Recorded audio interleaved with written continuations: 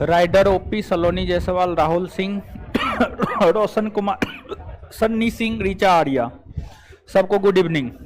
आप लोग को भी गुड इवनिंग। राम उद्देश्या एमपी से हूं मैं। चलिए ठीक है, आ जाइए। अब देखिए, जहां तक हमें याद है कल तो हम ही आपको पढ़ाए थे, और कल के सेशन में जो है क्या हुआ जी, काहे हल्ला कर रहे हैं, क्या दिक्कत है? झगड़ा कर लीजिए, झोटम झोटा कर लीजिए, सब देखेगा भी। एकदम चचियाती है बिल्ली की तरह दोनों। चलिए सुनिएगा। आप आपको अनुच्छेद 222 बता रहे थे ना,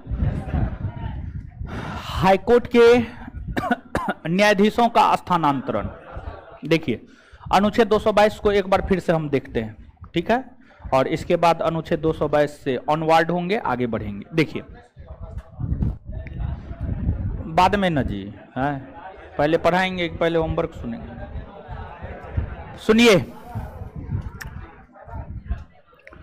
अनुच्छेद 222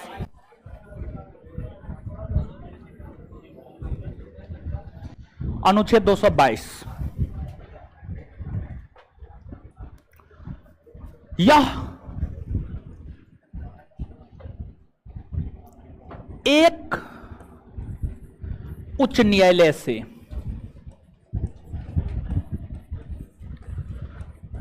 दूसरे उच्च न्यायालय में, एक उच्च न्यायालय से दूसरे उच्च न्यायालय में न्यायाधीशों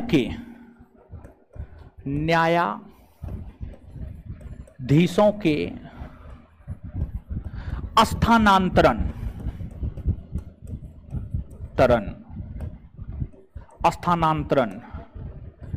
की जानकारी देता है। यानी पटना हाईकोर्ट के न्यायाधीश को इलाहाबाद हाईकोर्ट के न्यायाधीश को बंगलुरु हाईकोर्ट के न्यायाधीश को कोलकाता हाईकोर्ट जो स्थानांतरित किया जाता है, इस विषय में जानकारी हमें भारतीय संविधान का अनुच्छेद 222 देता है। और ये जो न्यायाधीशों का स्थानांतरण होता है, न्यायाधीशों का स्थानांतरण एक न्यायालय से दूसरे न्यायालय में कौन करता है? तो एक न्यायालय से दूसरे न्यायालय में ये स्थानांतरण भारत के राष्ट्रपति करते हैं। क्या राष्ट्रपति अपनी मर्जी से करता है? ना, एकदम नहीं। राष्ट्रपति अपनी मर्जी से नहीं करता है। इसमें कई लोगों का सलाह आवश्यक होता है। पहला, इसमें भारत के सुप्रीम कोर्ट के मुख्य न्यायाधीश का सलाह आवश्यक होता। पहला तो भारत के राष्ट्रपति ये काम करते हैं, एक उच्च न्यायालय से दूसरे उच्च न्यायालय में न्यायाधीशों को भेजते हैं, लेकिन इसके लिए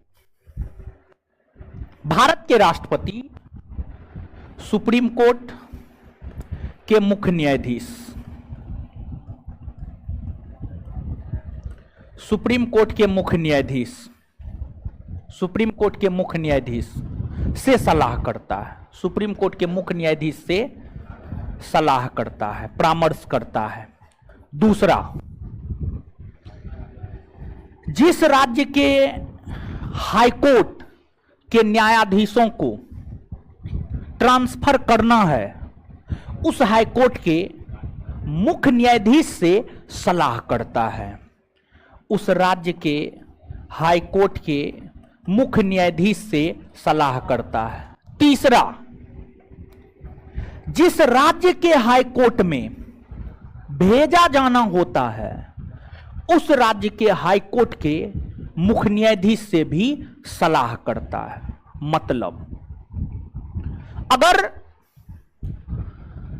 पटना हाईकोर्ट के किसी न्यायाधीश को इलाहाबाद हाईकोर्ट स्थानांतरित करना है, तो यह काम द्रौपदी मुर्मू करेंगी और द्रौपदी मुर्मू भारत के सुप्रीम कोर्ट के मुख्य न्यायाधीश यूयू ललित से सलाह और परामर्श लेंगे और फिर पटना हाईकोर्ट के मुख्य न्यायाधीश से भी सलाह और परामर्श लेंगे तथा इलाहाबाद हाईकोर्ट के मुख्य न्यायाधीश से भी सलाह और परामर्श लेंगे। तो भारत के राष्ट्रपति किसी एक उच्च न्यायालय के न्यायाधीश को दूसरे उच्च न्यायालय में भेजने हेतु भारत के सुप्रीम कोर्ट के मुख्य न्यायाधीश, जिस राज्य के हाईकोर्ट के न्यायाधीश को स्थानांतरित करना है उस हाईकोर्ट के मुख्य न्यायाधीश, और जिस राज्य के हाईकोर्ट में भेजा जाना है उस राज्य के हाईकोर्ट के मुख्य न्यायाधीश, इन सभी से सलाह और परामर्श करता है, तब स्थानांतरित की प्रक्रिया पूरी होती है, अदरवाइज स्थानांतरण की प्रक्रिया पूरी नहीं होती है। तो लिखाए हैं भारतीय संविधान का अनुच्छेद 222 कहता है कि भारत के राष्ट्रपति हाईकोर्ट के न्यायाधीश को एक उच्च न्यायालय से दूसरे उच्च न्यायालय में स्थानांतरित करता है, फुल स्टॉप। उसी में कंटिन्यू होइएगा। यह स्थानांतरण राष्ट्रपति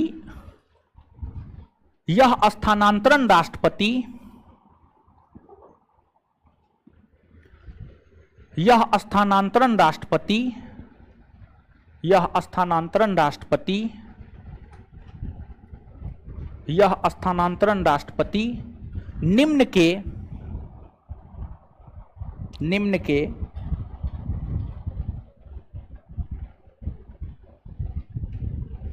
सलाह एवं सहयोग से करता है।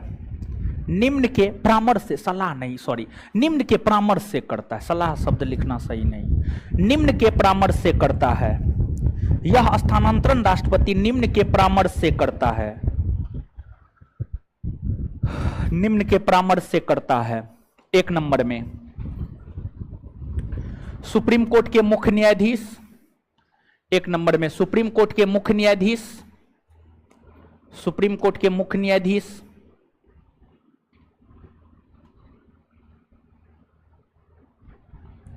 दो नंबर में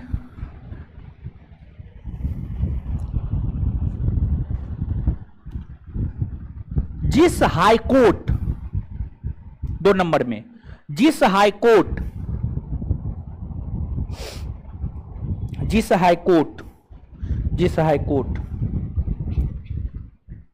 के न्यायाधीश, जिस हाईकोर्ट के न्यायाधीश का स्थानांतरण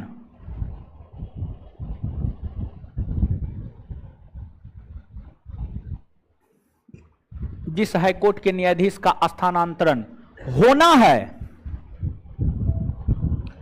जिस हाईकोर्ट के न्यायाधीश का स्थानांतरण होना है उस हाईकोर्ट के मुख्य न्यायाधीश से,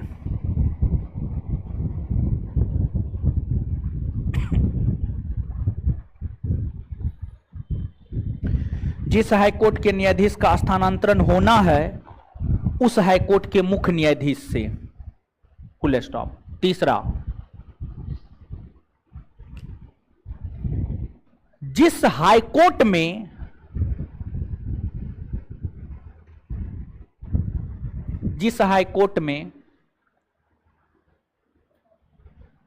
न्यायाधीश को भेजा जाना है, जिस हाईकोर्ट में न्यायाधीश को भेजा जाना है, जिस हाईकोर्ट में न्यायाधीश को भेजा जाना है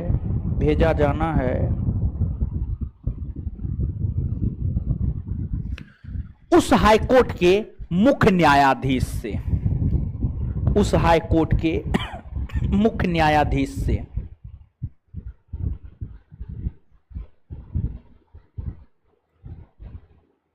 उस हाईकोर्ट के मुख्य न्यायाधीश से। चलिए अब इसके बाद आगे सुनिएगा। ये तो अनुच्छेद 222 की बात हो गई। अनुच्छेद 222 के बाद अगला अनुच्छेद है अनुच्छेद 223। तो अनुच्छेद 223 में क्या है? अनुच्छेद 223 में कार्यकारी मुख्य न्यायाधीश, कार्यकारी मुख्य न्यायाधीश, उच्च न्यायालय, हाईकोर्ट के लिए, हाईकोर्ट के लिए कार्यकारी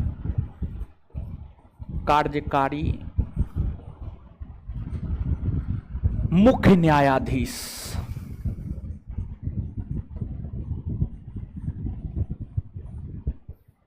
कार्यकारी मुख्य न्यायाधीश। देखिए एगो बात याद रखिए, कार्यकारी राष्ट्रपति, कार्यकारी उपराष्ट्रपति, कार्यकारी मुख्य न्यायाधीश, कार्यकारी प्रधानमंत्री, कार्यकारी मुख्यमंत्री, ऐसा कब होता है जानते हैं? जब मान लिया जाए अचानक राष्ट्रपति का निधन हो गया, अचानक राष्ट्रपति का पद खाली हो गया, अचानक प्रधानमंत्री का पद खाली हो गया, अचानक सुप्रीम कोर्ट के मुख्य न्यायाधीश का पद खाली हो गया, अचानक किसी हाईकोर्ट के मुख्य न्यायाधीश का पद खाली हो गया। अब तो ये तो जरूरी नहीं है कि अगर आप सुप्रीम कोर्ट हाईकोर्ट के न्यायाधीश बन गए हैं तो अमृत पी लिए हैं, आप अपने कार्यकाल तक जिंदा ही रहेंगे, ऐसा जरूरी है? नहीं है। अब मान लिया जाए कि पटना हाईकोर्ट के मुख्य न्यायाधीश अपने पद पर हैं, अपने कार्यों का निर्वहन कर रहे हैं, अचानक दिल का दौरा पड़ गया और उनका देहांत हो गया। जैसे आज के डेट में तो दिल का दौरा बहुत ज्यादा पड़ रहा है। स्वस्थ आदमी कब टपक जाते हैं कहना मुश्किल है, कौन कब चला जाएगा कहना मुश्किल है, समझ गए? तो अगर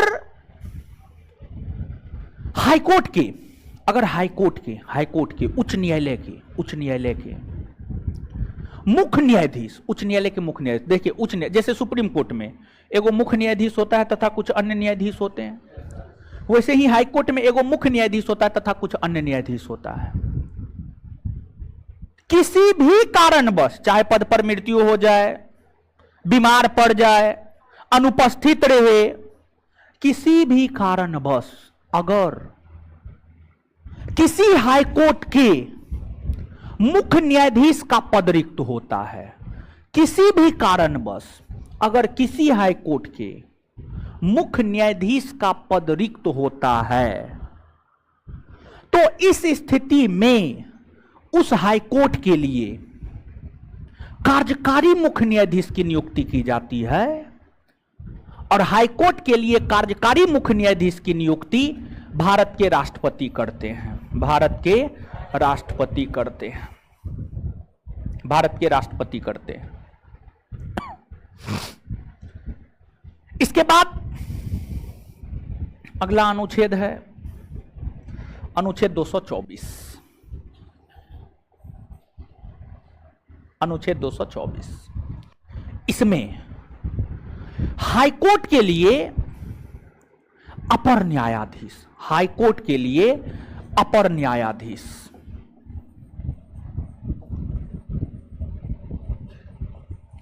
अपर न्यायाधीश की नियुक्ति संबंधी प्रावधान किया गया है। अब कहिएगा ये अपर न्यायाधीश क्या होता है? तो अब आप गौर कीजिएगा। देखिए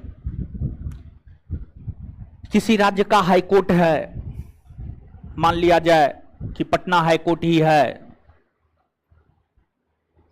और पटना हाईकोर्ट में बहुत सारा केस पेंडिंग है, बहुत सारा केस पेंडिंग है। पटना हाईकोर्ट के ऊपर काम का दबाव काफी ज्यादा है, पटना हाईकोर्ट के ऊपर काम का दबाव काफी ज्यादा है, और पटना हाईकोर्ट में जितने न्यायाधीश हैं वो काम का निपटारा कर नहीं पाते हैं, वो काम का निपटारा कर नहीं पा रहे हैं। तो इस स्थिति में काम का निपटारा समय पर हो सके, लंबित मामलों की सुनवाई हो सके, लोगों को अविलंब न्याय मिल सके, इसको लेकर हाईकोर्ट में आवश्यक है।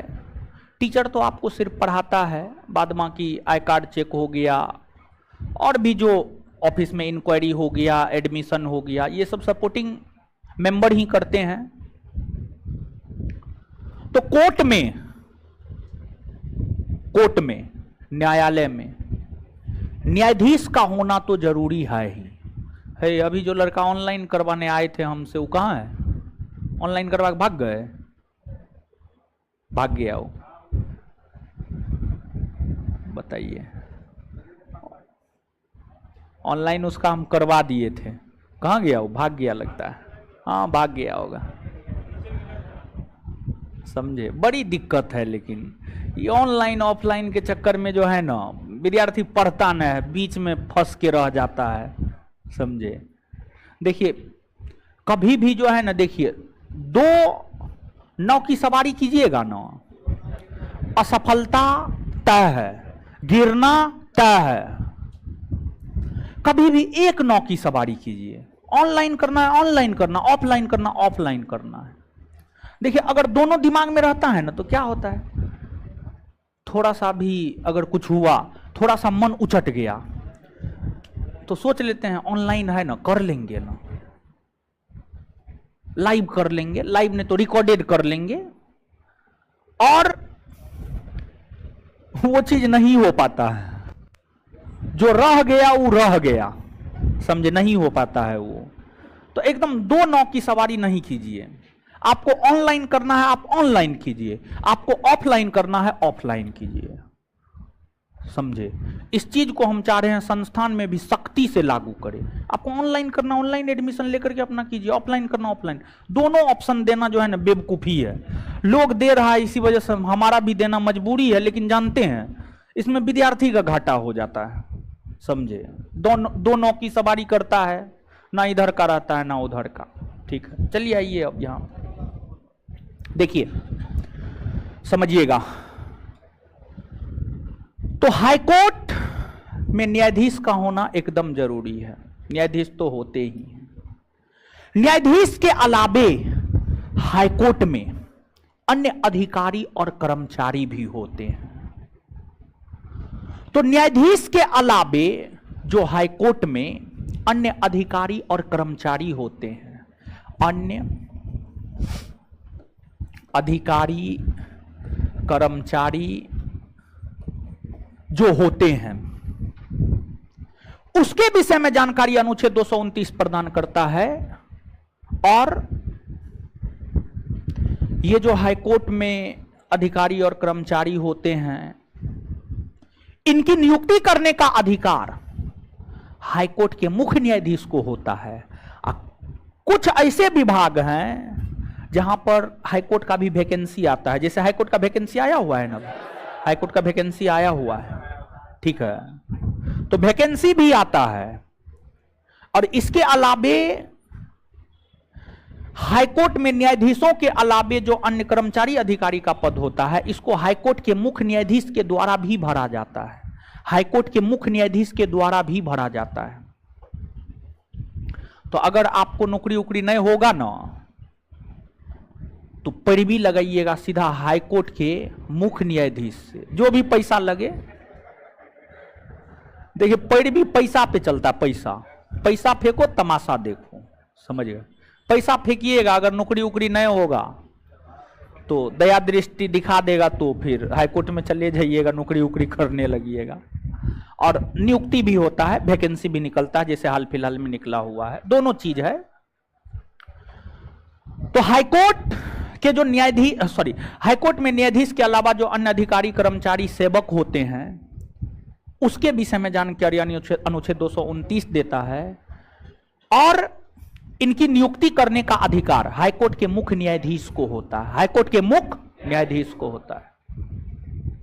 संविधान में ही यह प्रावधान है। और अब ये जो अधिकारी कर्मचारी है, ये लोग ऐसे ये थोड़े काम करेगा। आप अगर मान लिया जाए 15 लाख रुपया दे करके हाईकोर्ट में नौकरी कीजिएगा तो ऐसे फ्री में तो आपको वेतन भत्ता मिलेगा ना हो, तो आप पे जो खर्च होगा यानी व्यय होगा, उस व्यय की भी चर्चा, उस खर्च की भी चर्चा अनुच्छेद 229 में, अनुच्छेद 229 में। इसके बाद अगला अनुच्छेद है अनुच्छेद 230। अनुच्छेद 230,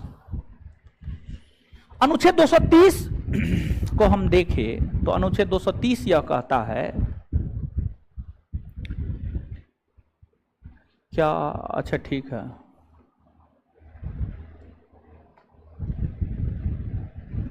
क्या बोला है वो, इशारा कितना किया है, तीने को थोड़े हुआ, पागल है, हैं?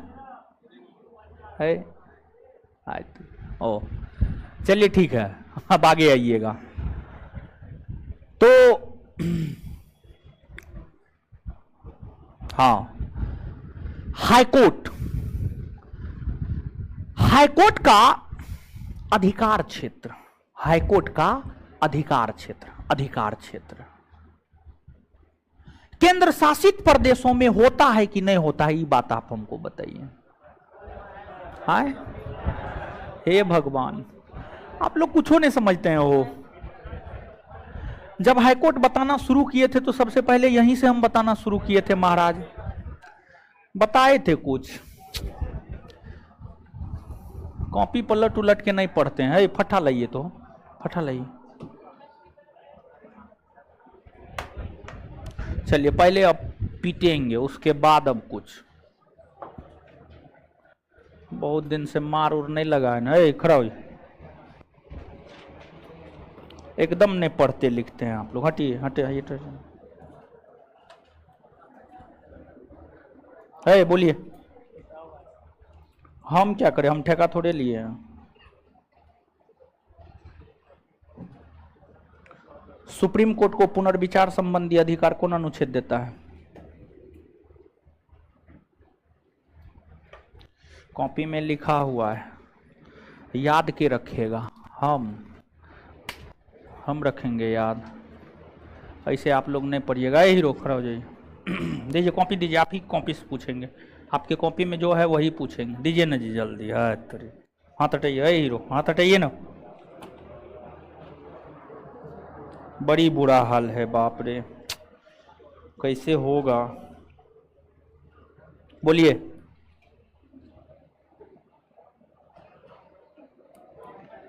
भारत ना, उससे नहीं मारेंगे, हाथ टूट जाएगा महाराज। एगो का हाथ तोड़ दिए हैं सुबह में 10 से 12 वाला बैच में, अजीब अजीब फटा है। एगो क्या लाठी ला के दिया था, मारे हैं, उसका हाथ टूट गया है। ठीक है, गुस्सा में। भारत के कौन कौन राज्य में द्विसदनीय विधायिका है? कौन कौन? हीरो खड़ा हुई। अभी अचानक कॉपी देखना शुरू किया है, अब बकरी बेचता है घर पे जाकर के। इसमें तो आम इमली मैट्रिक्स वो सब है। आज तोरी के रफ कॉपी है जी, रफ कॉपी है। पुर्तगालियों का पतन, आज तोरी के तो इतिहासों पढ़ता है, पढ़े हैं ना पूरा। कहाँ झूठ बोल रहा है ये लड़का। कहाँ है आईडी कार्ड? कहाँ है आईडी कार्ड? निकालिए। है एडमिशन हॉल है, कब लिए हैं? कितना दिन पहले? पॉलिटी पूरा पढ़े हैं? तो स्टार्ट तो बहुत पहले हुआ, तो शुरू से पढ़ रहे हैं, तब तो इससे पूछिए सकते हैं। तो आप बोले 2 क्लास हुआ है, और हिस्ट्री 2 क्लास हुआ है, पॉलिटी पूरा पढ़े हैं ना? हाँ पूरा है जी लिखा हुआ। कि आपका भी रफ है? आज तोरी का बड़ी आफत है। लेकिन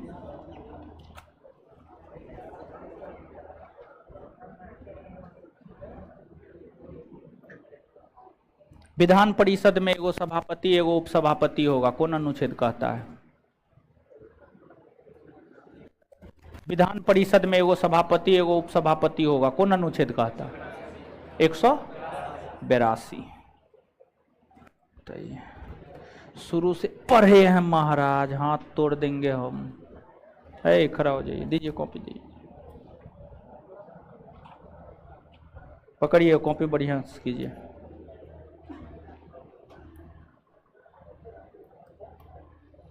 राज्यसभा के चुनाव में कौन भाग लेता है? राज्यसभा के चुनाव में कौन भाग लेता है?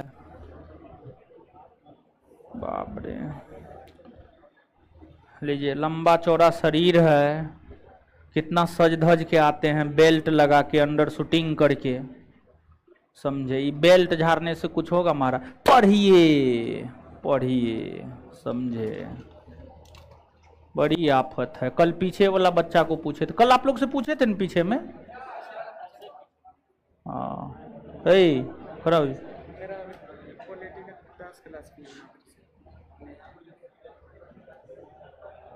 बैठे। आप भी नींद कभी कभी खूब लेते हैं क्लास में, तो आपको क्या लगता है हम नहीं देखते हैं? आप भ्रम में रहते हैं।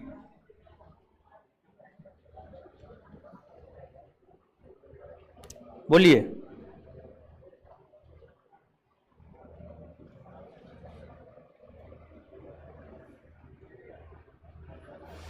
लोकसभा के प्रथम महासचिव, हाय ट्रिगवेली। लोकसभा के प्रथम महासचिव ट्रिगवेली है।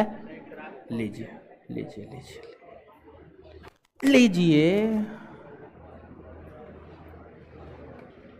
हीरो खड़ा हो जाइए, बोलिए लोकसभा के प्रथम महासचिव। एमएन कोल, एमएन कोल। बोलिए, कुछ कहना चाहते हैं? पढ़े न पूरा? हाँ,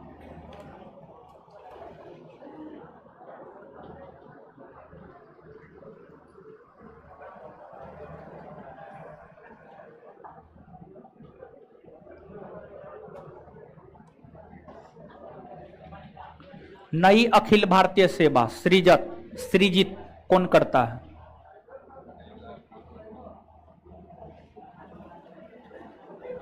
हाय, लीजिए लीजिए लीजिए।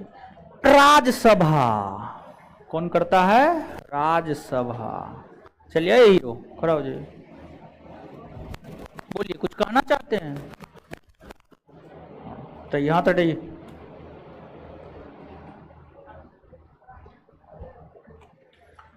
प्रधानमंत्री को हटाने के लिए कौन प्रक्रिया अपनाया जाता है?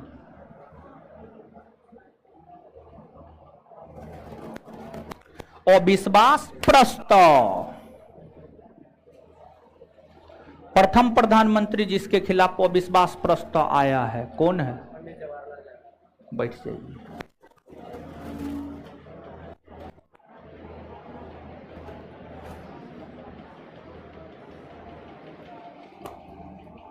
खड़ा हो जाइए।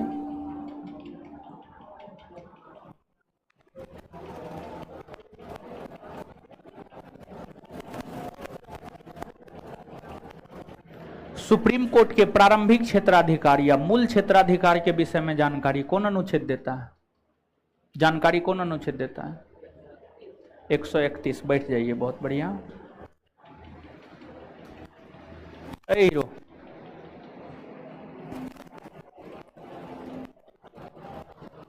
है जी, पढ़े न पूरा? हाँ,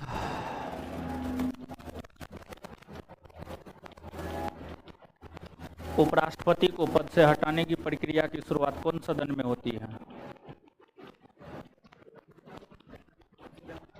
दोनों में से किसी भी। लीजिए, उपराष्ट्रपति को पद से हटाने की प्रक्रिया की शुरुआत राज्यसभा से होती है।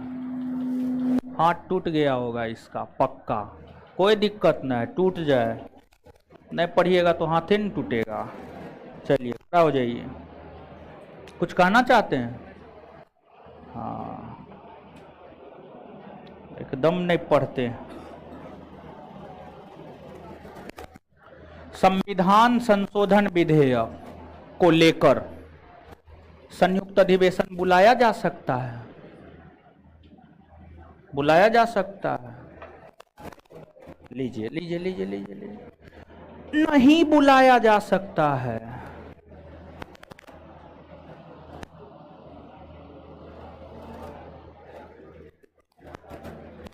पढ़े न पूरा। अगर लोकसभा का अध्यक्ष और उपाध्यक्ष ना हो तो संयुक्त अधिवेशन की अध्यक्षता कौन करेगा?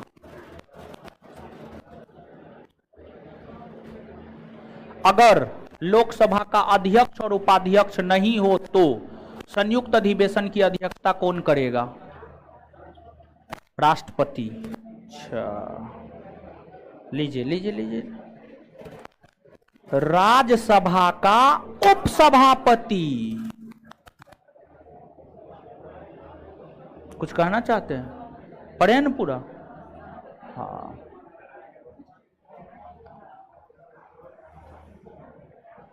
भारत का एक सुप्रीम कोर्ट होगा, कौन अनुच्छेद कहता है?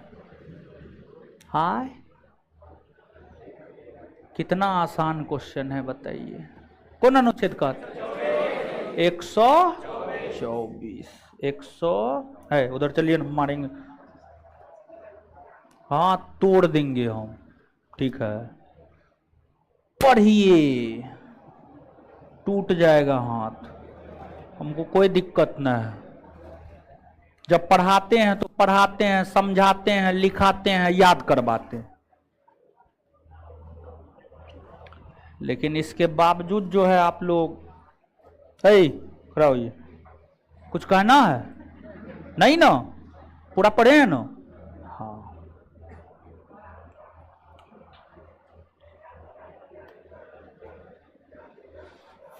कौन कौन राज्य पर अनुच्छेद 170 लागू नहीं होता है? हाँ, तो राज्य का नाम बोलिए ना, राज्य का नाम बोलिए ना महाराज। हाँ हाँ, मिजोरम में, मिजोरम मारेंगे हम। 40 वाला भी गलती है बोले थे, छोड़ दिए। हीरो खड़ा होइए। हाँ हाँ, साइड तो होना ही है। बोलिए, भारत के प्रथम राष्ट्रपति कौन बना है? पंडित जवाहरलाल नेहरू।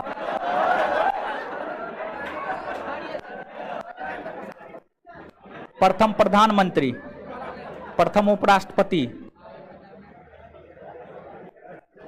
प्रथम उपराष्ट्रपति सरदार वल्लभ भाई पटेल। बताइए, आपका हाथ पैर दुन्नू तोड़ देंगे हम। ठीक है, ये आसान आसान क्वेश्चन नहीं बताते हैं।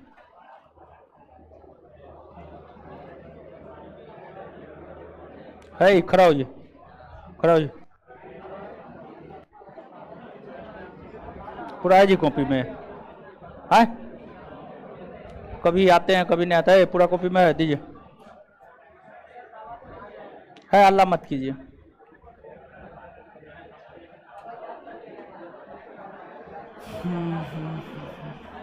राज्यपाल को क्षमादान का अधिकार कौन अनुच्छेद देता है? हैं? क्या बोल रहे हैं? अरे क्या बोल रहे हैं? 168, 118। राज्यपाल को क्षमादान का अधिकार कौन अनुच्छेद देता है?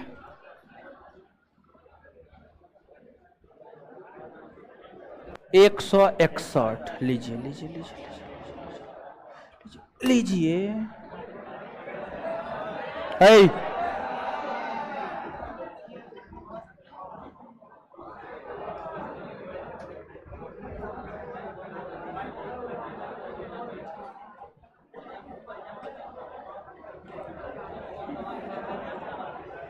मुख्यमंत्री अपना त्यागपत्र किसको देता है?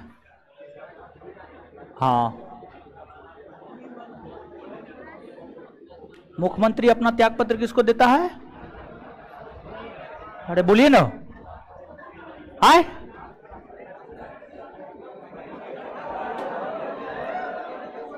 लीजिए, हाथ निकालिए, हाथ निकालिए। हाथ निकालिए, नहीं तो मार देंगे, इधर मार देंगे हम, हाथ टूट जाएगा। राज्यपाल।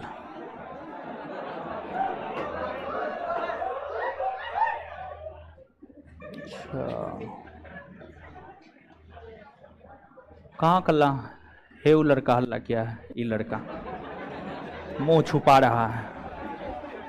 कोकियाया है नहीं? सही सही बताइए, कोकियाया है ना? सही सही, नहीं तो आपको भी मारेंगे, मारेंगे है? ये आवाज किया है ना? हाँ या ना? आपको भी मारेंगे हम। क्या है जी आवाज? नहीं किया है तो इतना दूर में आवाज आया है, कौन को किया आया है? सबको मारेंगे, वो पिलर से लेकर के इधर आगे तक सबको मारेंगे।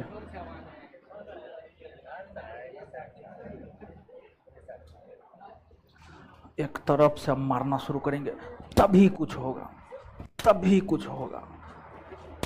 कौन किया है? जल्दी जल्दी बोलो, जल्दी बोलो, कौन किया है? कौन किया है? जल्दी बोलो, अरे जल्दी बोलो, कौन किया है? क्या आवाज किया है? क्या आवाज किया है? क्या को किया है? क्या बोला है? क्या बोला है? जल्दी बोलो, नहीं तो सबको एक तरफ से पीट देंगे, सबको एक तरफ से पीट देंगे। क्या को किया है? क्या को किया है? क्या को किया है? क्या धर्मशाला है? धर्मशाला है जी, धर्मशाला है। हीरो बनता है।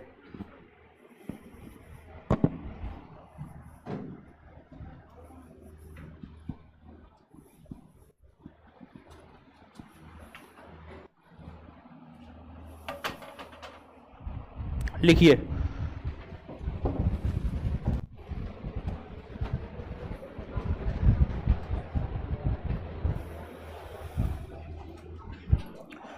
कहां तक लिखा है?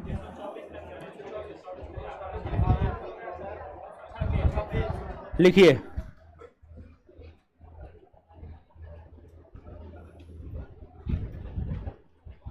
अनुच्छेद 226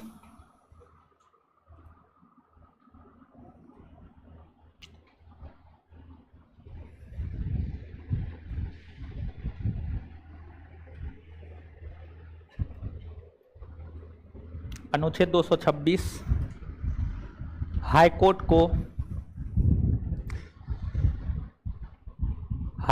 को रीट जारी करने का अधिकार देता है। हाईकोर्ट को रीट जारी करने का अधिकार देता है।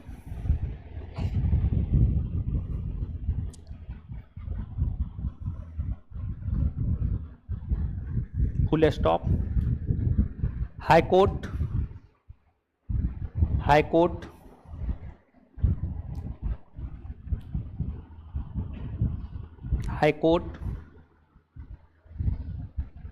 नागरिकों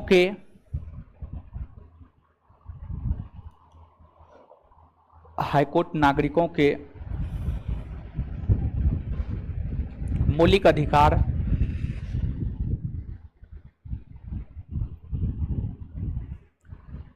हाईकोर्ट नागरिकों के मौलिक अधिकार के हनन होने की स्थिति में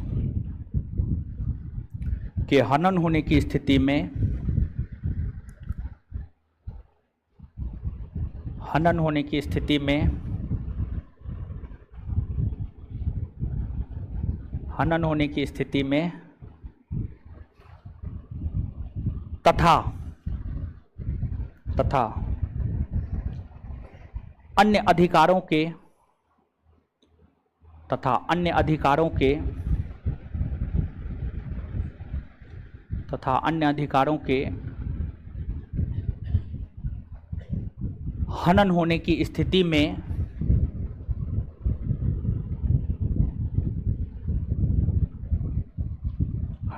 स्थिति में भी रीट जारी कर सकता है। आगे हेडिंग मारिएगा, अनुच्छेद 227 अनुच्छेद 227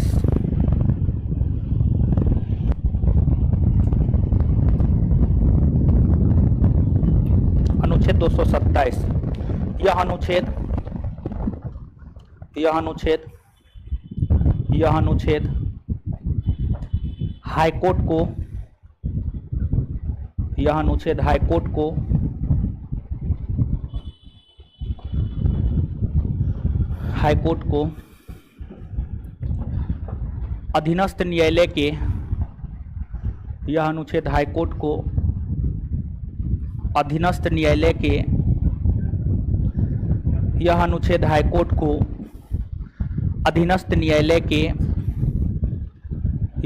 हाईकोर्ट को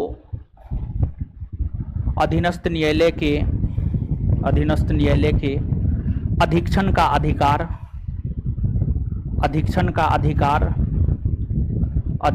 अधिकार देता है। यह अनुच्छेद हाईकोर्ट को अधीनस्थ न्यायालय के अधीक्षण का अधिकार देता है। यह अनुच्छेद हाईकोर्ट को अधीनस्थ न्यायालय के अधीक्षण का अधिकार देता है। आगे अनुच्छेद 229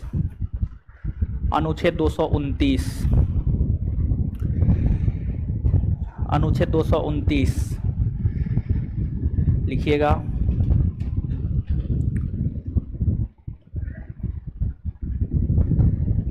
हाईकोर्ट के न्यायाधीशों के हाईकोर्ट के अधिकारी और कर्मचारी हाईकोर्ट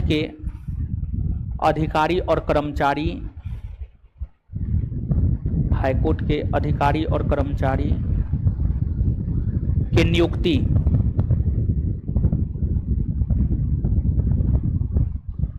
तथा उन पर होने वाले व्यय यानी खर्च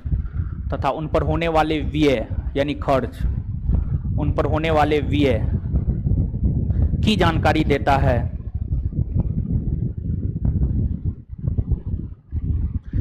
नीचे से स्टार मार के लिखिएगा कि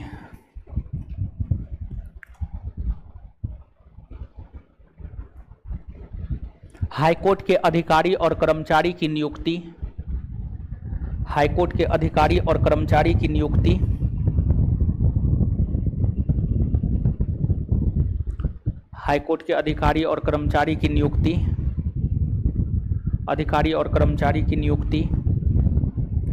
हाईकोर्ट के मुख्य न्यायाधीश के द्वारा किया जाता है।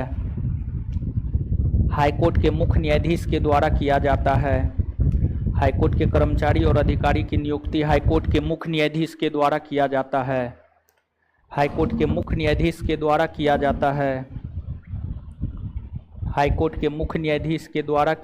है। चलिए अब यहाँ पर जो है थोड़ा सा अनुच्छेद 230 और अनुच्छेद 231 देखिए, आप याद कीजिए। हम आपको जब हाईकोर्ट बताना प्रारंभ किए थे तो हम आपको ये बात बताए थे कि देश में टोटल 25 हाईकोर्ट है, यानी 25 हाईकोर्ट है। 25 हाईकोर्ट है और मात्र 2 केंद्र शासित प्रदेश, एगो जम्मू कश्मीर और एगो दिल्ली, ये दोनों का अपना हाईकोर्ट है। इसके अलावा किसी का भी अपना हाईकोर्ट नहीं है। तो जो केंद्र शासित प्रदेश किसी उच्च न्यायालय के क्षेत्राधिकार में आता है। जैसे दादर नगर हवेली दमन और दीव मुंबई हाईकोर्ट के क्षेत्राधिकार में, फिर लक्षद्वीप, केरला, पुडुचेरी, चेन्नई, अंडमान निकोबार द्वीप समूह, कोलकाता। तो संघ राज क्षेत्र यानी केंद्र शासित प्रदेश तक, केंद्र शासित प्रदेश का भी अपना एक क्षेत्राधिकार होता है। अलग अलग केंद्र शासित प्रदेश अलग अलग हाईकोर्ट के क्षेत्राधिकार में आता है। अलग अलग केंद्र शासित प्रदेश अलग अलग हाईकोर्ट के क्षेत्राधिकार में आता है। इसके बाद अनुच्छेद 231 की हम बात करें तो वह अनुच्छेद यह कहता है कि आपको 2 या 2 से अधिक राज्यों के लिए एक हाईकोर्ट हो सकता है। जैसे पंजाब हरियाणा के लिए चंडीगढ़ हाईकोर्ट, महाराष्ट्र गोवा के लिए मुंबई हाईकोर्ट, अरुणाचल प्रदेश असम नागालैंड और मिजोरम के लिए गुवाहाटी हाईकोर्ट है या नहीं है? तो नीचे से लिखिएगा अनुच्छेद 230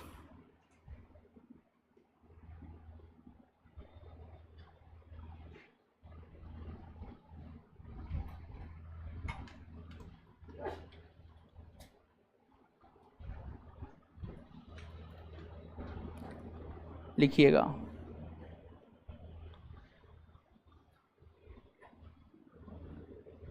अनुच्छेद 230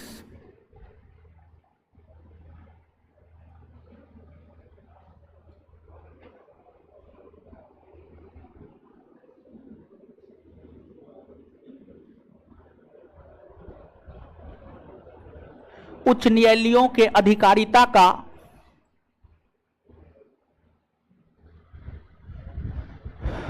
उच्च न्यायालयों की अधिकारिता का उच्च न्यायालयों की अधिकारिता का उच्च न्यायालयों की अधिकारिता का संघ राज्य क्षेत्रों तक उच्च न्यायालय की अधिकारिता का संघ राज्य क्षेत्रों तक विस्तारित किया जाना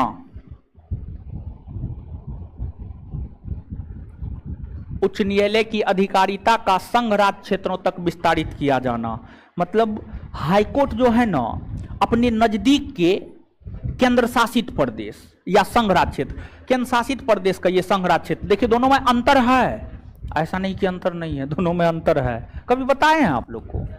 आपके बीच में नहीं बताए तो थोड़ा सा सुनिए तो अच्छा रुकिए, पहले 230 231 को क्लियर कर देते हैं और तब केंद्र शासित प्रदेश और संघ राज्य क्षेत्र में क्या अंतर होता है इसको स्पष्ट कर देंगे। ठीक है, देखिए, यानी उच्च न्यायालय का क्षेत्राधिकार केंद्र शासित प्रदेश तक होगा।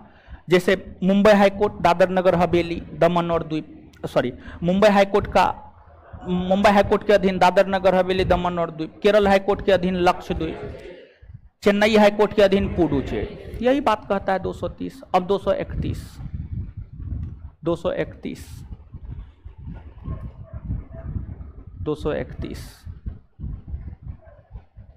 2 या 2 से अधिक राज्यों के लिए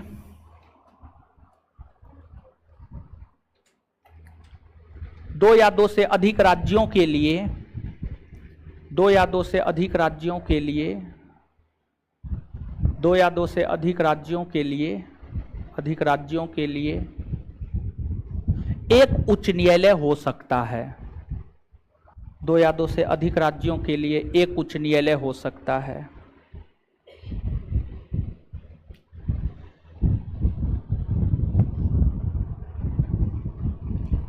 दो या दो से अधिक राज्यों के लिए एक उच्च न्यायालय हो सकता है।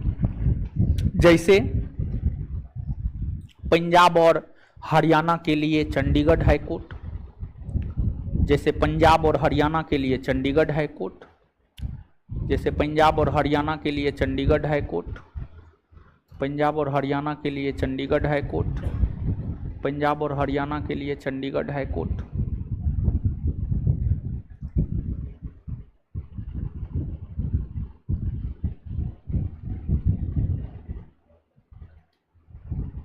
चंडीगढ़ हाईकोर्ट।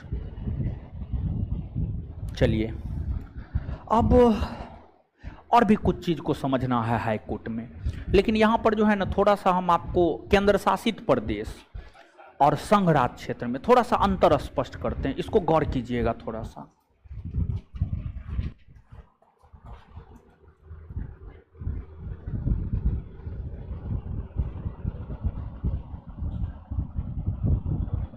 देखिए,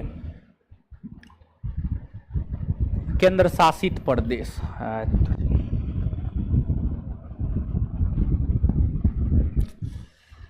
केंद्र शासित प्रदेश,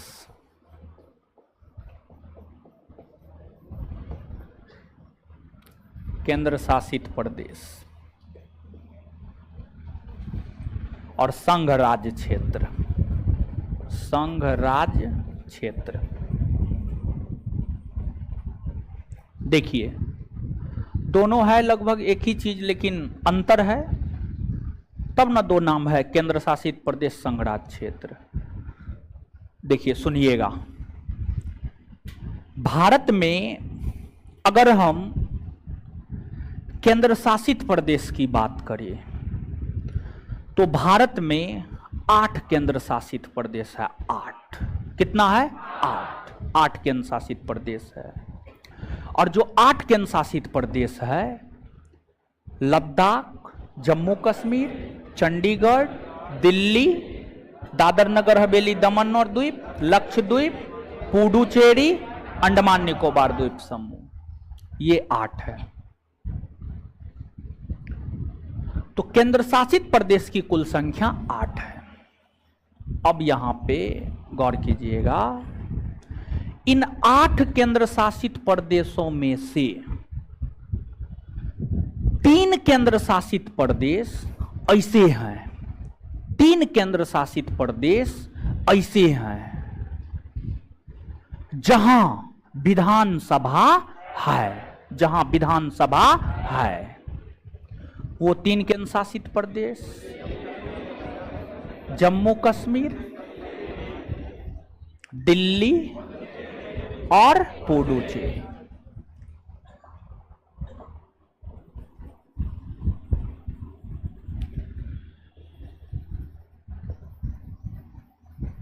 ठीक है, ये 3 गो है जहां पर आपको विधानसभा है, जहां पर विधानसभा है।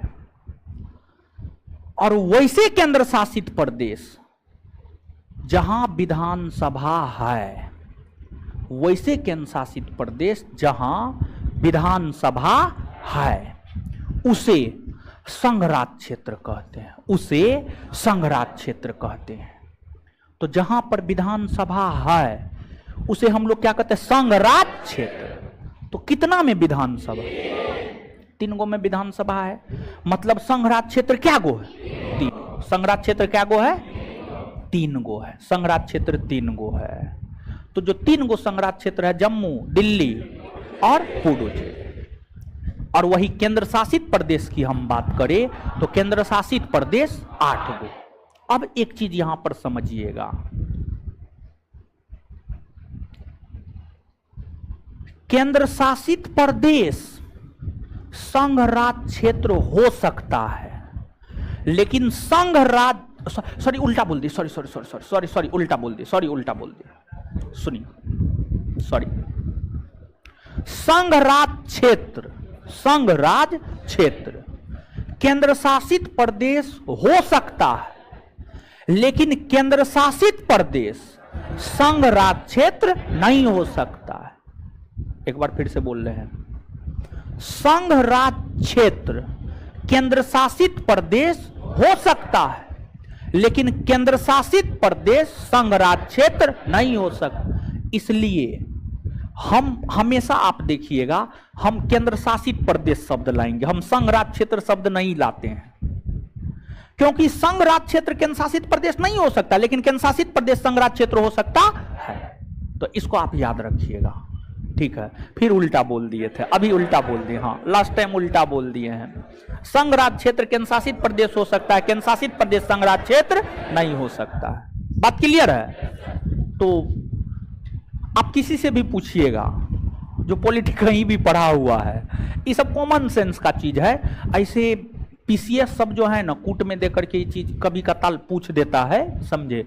किसी से पूछिएगा नहीं बता पाएगा, जबकि ये सब जनरल नॉलेज है, ठीक है, सामान्य कॉमन सी बात है, ये सब बहुत बड़ा चीज नहीं है, ठीक है। अब आगे जो है ना, कभी संघ राज्य क्षेत्र और राज्य में क्या डिफरेंस होता है ये आगे कभी बताएंगे, ठीक है। तो चलिए इसके बाद अब समझिएगा आप, हाईकोर्ट, हाईकोर्ट में अनुच्छेद 214 से लेकर के 231 तक जितना महत्वपूर्ण अनुच्छेद था सब बता दिए, लेकिन कुछ अनुच्छेद और भी है जो कि हम स्किप किए हैं, प्रयास करते हैं उनको भी देखने का। जरूरी जो था वो पहले लिखा दिए हैं, जो जरूरी न है वो बाद में अपना पढ़ा रहे ना, क्या दिक्कत है, कोई दिक्कत थोड़े है, लेकिन जो जरूरी है वो पहले रहे। अब देखिए 214 बताए हैं, 215 बताए हैं, 216, 217, 218, 218 नहीं बताए, 220 नहीं बताए। हाँ ठीक है, कोई बात नहीं, कोई बात नहीं, कोई बात नहीं, ठीक है, कोई बात नहीं है। अब 218 क्या कहता है, 220 क्या कहता है, इन चीजों को हम देखते हैं, ठीक है। 218-20 क्या कहता है, उससे पहले एक चीज को और समझिए। जैसे आप याद कीजिए, अगर आपको याद हो, अभी हम क्वेश्चन भी पूछे थे, लड़का जवाब दे दिया था, जिससे पूछे वो जवाब दे दिया था। सुप्रीम कोर्ट के प्रारंभिक क्षेत्राधिकार में क्या आता है, कुछ याद है? याद है? देखिए, अगर दो राज्य के बीच विवाद होता है, बिहार और झारखंड के बीच विवाद होता है, केंद्र सरकार और राज्य सरकार के बीच विवाद होता है, इस सब मामला का निपटारा कौन करता है? इस सब मामला हाई कोर्ट में रखा जाता है? नहीं रखा जाता है। तो इस सब मामला सुप्रीम कोर्ट के प्रारंभिक क्षेत्राधिकार में आता है, हाँ या ना? आता है। तो वैसे ही हाई कोर्ट का भी कुछ प्रारंभिक क्षेत्राधिकार है। हाई कोर्ट का प्रारंभिक क्षेत्राधिकार क्या है, इसको आप समझिएगा। देखिए, आप इस बात को समझिए, हाई कोर्ट के प्रारंभिक क्षेत्राधिकार। अब प्रारंभिक क्षेत्राधिकार का मतलब समझते हैं? मतलब वैसे मामले जो सीधे सुप्रीम कोर्ट में आता है वह सुप्रीम कोर्ट का प्रारंभिक क्षेत्राधिकार, वैसे मामले जो सीधे हाई कोर्ट में आएगा, सीधे हाई कोर्ट में आएगा, वो हाई कोर्ट के प्रारंभिक क्षेत्राधिकार। अब देखिएगा कि आप सभी लोग जानते होंगे, एगो संसद है, एगो विधानमंडल है। संसद के अंतर्गत लोकसभा और राज्यसभा आता है। विधानमंडल के अंतर्गत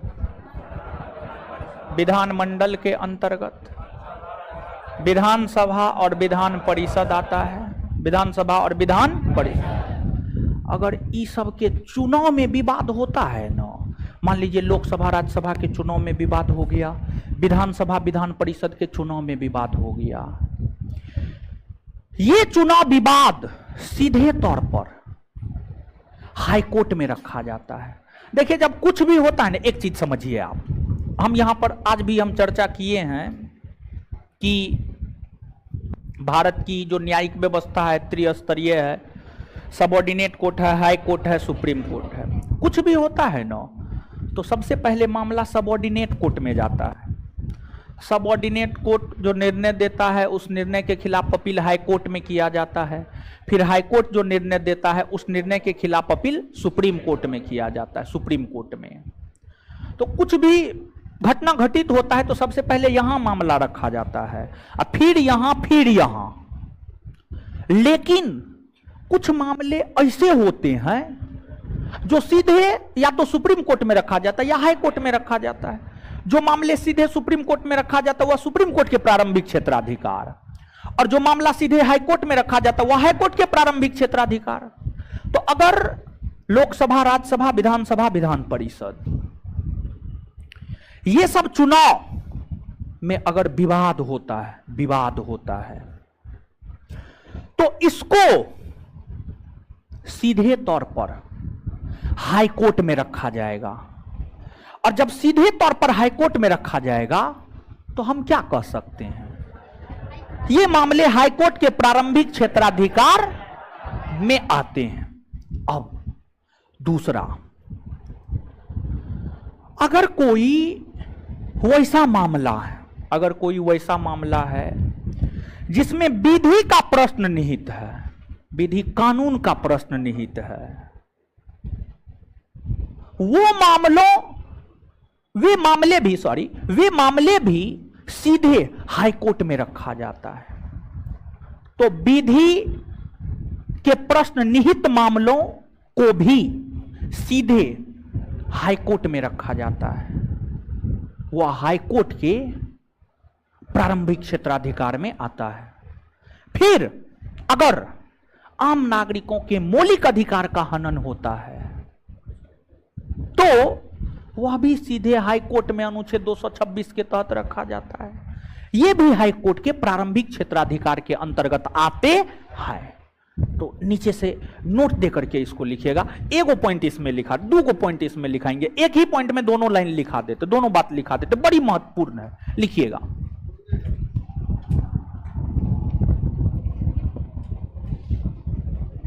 लिखिएगा।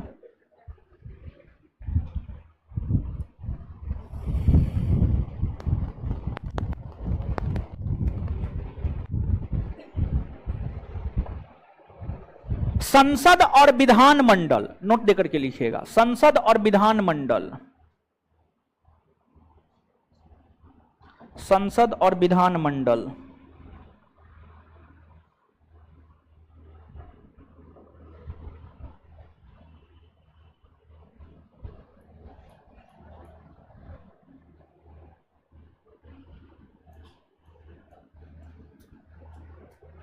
संसद और विधानमंडल, संसद और विधानमंडल के चुनाव में होने वाले विवाद, संसद और विधानमंडल के चुनाव में होने वाले विवाद, संसद और विधानमंडल के चुनाव में होने वाले विवाद का निपटारा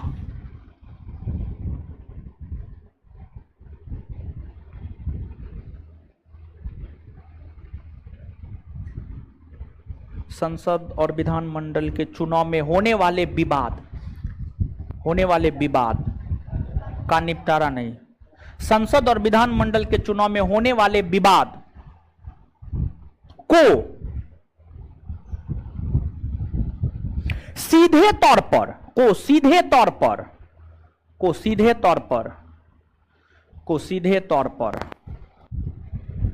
उच्च न्यायालय में रखा जाता है, को सीधे तौर पर उच्च न्यायालय में रखा जाता है, को सीधे तौर पर उच्च न्यायालय में रखा जाता है, को सीधे तौर पर उच्च न्यायालय में रखा जाता है, उच्च न्यायालय में रखा जाता है। अर्थात ये उच्च न्यायालय के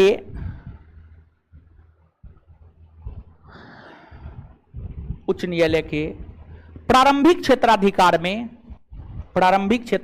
में आता है। अर्थात ये उच्च न्यायालय के प्रारंभिक क्षेत्राधिकार में आता है, फुल स्टॉप। बड़ी महत्वपूर्ण पॉइंट है, याद रखिएगा, 100% पूछा जाता है। ठीक है, चलिए इसे आगे अगले क्लास में देखेंगे। बैठे रहिए, ठीक है, बैठे रहिए। चलिए आइए अब याद करते हैं। सबसे पहले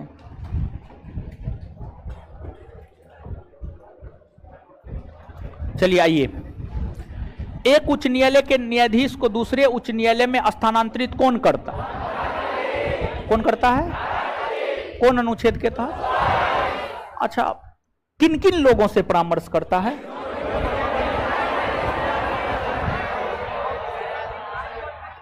हाईकोर्ट के लिए कार्यकारी मुख्य न्यायाधीश की नियुक्ति कौन करता है? कौन अनुच्छेद के तहत? हाईकोर्ट के लिए अपर न्यायाधीश की नियुक्ति कौन करता है? कौन करता है? राष्ट्रपति। कौन अनुच्छेद के तहत? हाईकोर्ट रीट जारी करता है? कौन अनुच्छेद के तहत?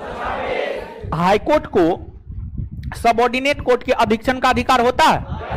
हाँ या ना? हाईकोर्ट को सबऑर्डिनेट कोर्ट के अधीक्षण का अधिकार कौन अनुच्छेद देता है? कौन अनुच्छेद देता है? ये जो 227 वाला बात है, बात जानते हैं, विद्यार्थियों से बड़ी बेवकूफ होता है। ठीक है, फोन पे फोन कर रहा है, जबकि 5 बार फोन किया तो एक बार रिसीव करके जो है हम छोड़ दिए 30 सेकेंड के लिए, कि वो समझ जाए कि जो है क्लास में है, लेकिन फिर भी फोन पे फोन कर रहा है। बताइए, अब इससे ज्यादा और क्या क्या है, मतलब कॉमन सेंस नाम का कोई चीजें नहीं है। ठीक है, महाबकलोल है, चलिए कोई बात नहीं है। महाबकलोल है तब तो मेरे पास आया है, बढ़िया होता तो मेरे पास थोड़े आता, समझे। चलिए अब देखिए इसके बाद, अच्छा एक बात बताए, हाई कोर्ट सुप्रीम कोर्ट का अधीक्षण कर सकता है? नहीं ना, लेकिन सबऑर्डिनेट कोर्ट का कर सकता है ना वो।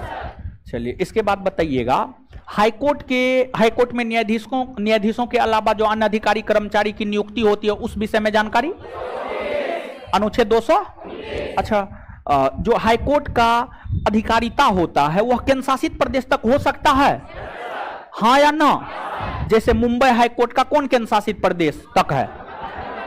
Andaman Nicobar, Kerala high court Lakshadweep, Chennai high court Puducherry, और कोलकाता हाई कोर्ट।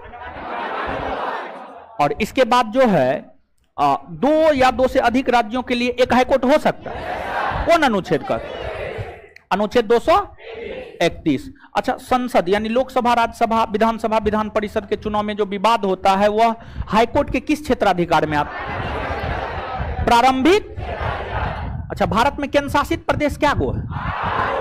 संघ राज्य क्षेत्र, संघ राज्य क्षेत्र। अच्छा एक बात बताइएगा, संघ राज्य क्षेत्र केंद्र शासित प्रदेश हो सकता है? केंद्र शासित प्रदेश संघ राज्य क्षेत्र नहीं ना हो सकता।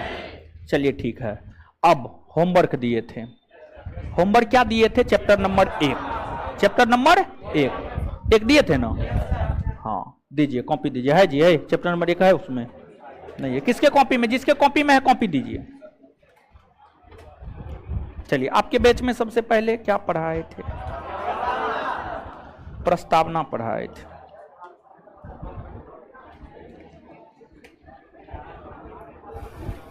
है, पढ़िए, है, उठिए, आप तो शुरू से हैं।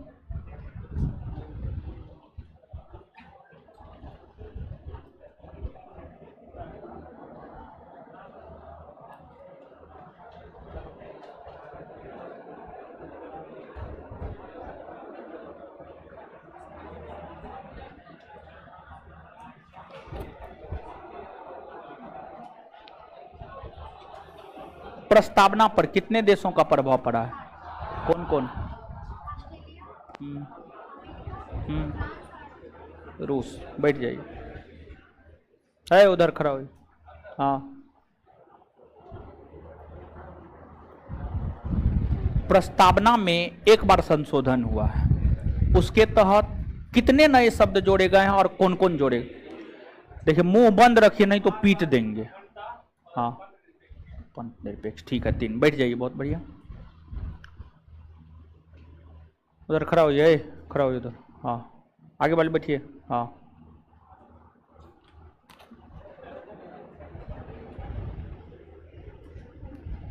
अच्छा, जो 5 गो शब्द है, पंथ निरपेक्ष, गणराज्य, उसको क्रमवार तरीका से बोलिए। जो 5 गो शब्द था उसको बोलिए। उसको याद रखने का ट्रिक क्या बता? एसएसपी, पहला एस से, दूसरा एस से समाजवाद, टी से, एल से, जी से। कुछ बोलना है, बोलिए। देखिए, जो भी इस बैच को कर रहे हैं, अगर आपका शिकायत है कि आप नहीं पढ़े हैं, एप्लीकेशन पर वीडियो 42 तक 43 तक फ्री है, उपराष्ट्रपति तक, राष्ट्रपति तक फ्री है। तो राष्ट्रपति तक होमवर्क देंगे, जाकर के एप्लीकेशन पर वीडियो है, एकदम फ्री है, जाकर के देखिए। ये हम आगे से नहीं सुनना चाहते हैं कि हम नहीं पढ़े हैं। एप्लीकेशन पर वीडियो फ्री है, जाकर के देखिए। तो इतना भी देख पाइएगा कि नहीं देख पाइएगा? समझ जाइएगा ना कि फ्री है ना है। देखिए उधर बैग वाला को देखिए, देखिए, बैठिए। अरे इधर चश्मा, खड़ा हो, खड़ा हो।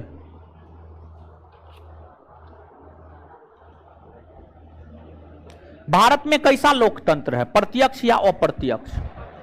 है अप्रत्यक्ष?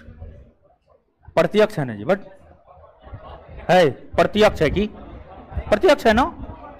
अप्रत्यक्ष कंफर्म है? बैठिए।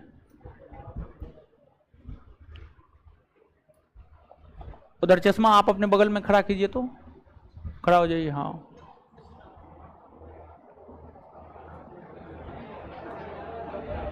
आगे वाले बैठिए।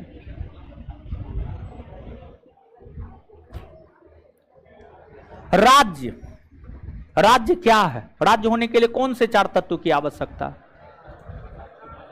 सरकार और संप्रभुता और 4 को बोल दिया। बैठ जाइए।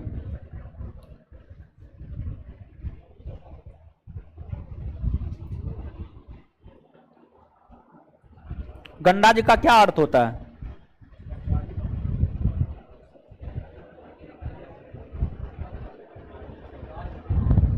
गणराज्य का क्या अर्थ है? जहां के राष्ट्राध्यक्ष निर्वाचित हो। जहां के राष्ट्राध्यक्ष आज जो है नहीं पीट रहे हैं, अगला चैप्टर से जो होमवर्क आएगा उसमें पिटाई लगेगा। हम ये नहीं सुनेंगे कि हम नहीं पढ़े हैं। एप्लीकेशन पर वीडियो फ्री है, जाकर के देखिए कौन चैप्टर कहां पढ़ाए हैं। दूसरा जो होमवर्क है, भारतीय संविधान की अनुसूची, भारतीय संविधान की अनुसूची जाकर के देखिए कौन सा लेक्चर में है। और दूसरा क्लास से जो है हम कंप्रोमाइज नहीं करेंगे, फटियाएंगे। जो पढ़ा दिए उसमें कोई कंप्रोमाइज नहीं। ठीक है, बैठ जाइए। चलिए, धन्यवाद सभी लोगों का। हमको निकलने दीजिए, तब निकलिएगा आप लोग। किसका है?